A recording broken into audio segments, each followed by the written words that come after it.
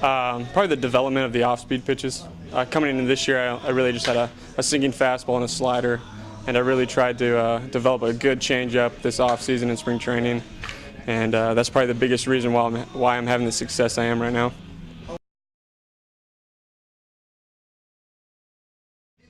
Well, it's such a touch and feel pitch that I guess it just depends.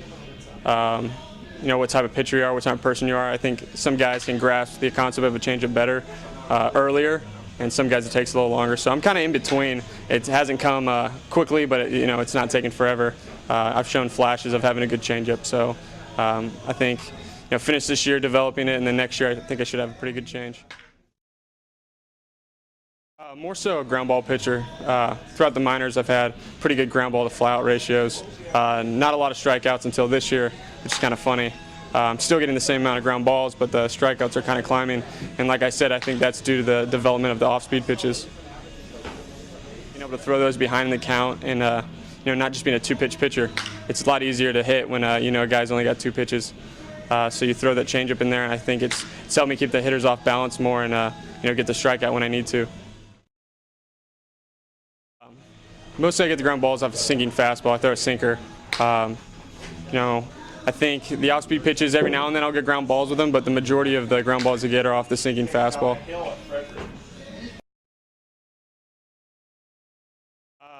A lot of thought. I discussed it with my parents and my agent, of course, but it was something I always wanted to do, and I knew the money wasn't going to be an issue. I knew it was going to be good money, third round.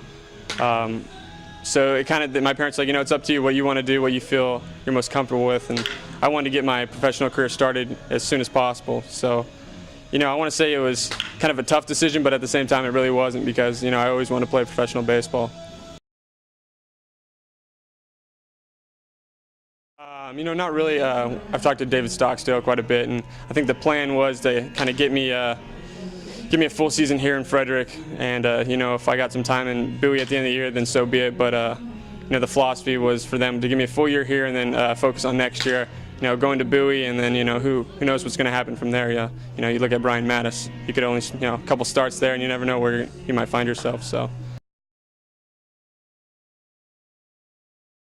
Oh, it was great.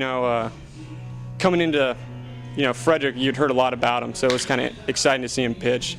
And I feel like I learned a lot from watching him pitch here in Frederick, and the way he approached the game was something that I really respected. He's a great guy in general, but he took pride in getting better, especially the days in between the starts. He really focused on getting better, and I think that's something I kind of applied to the way I go out and pitch.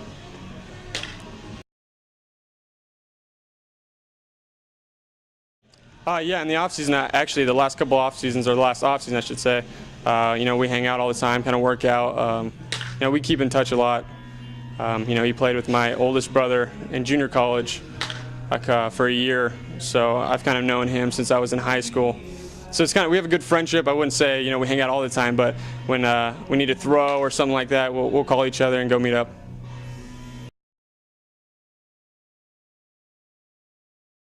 It's exciting, especially they're so young, and for them to be getting a chance at the big league levels is awesome. Especially for myself being a young pitcher coming up through the levels. I want to say it gives you more of a more motivation because that the organization is going to give you a shot at the big league level if you do well, in Bowie or Norfolk. So really exciting. We got to catch them the last off day, and got to meet up with some of those guys before the game and talk to them, and it's pretty awesome.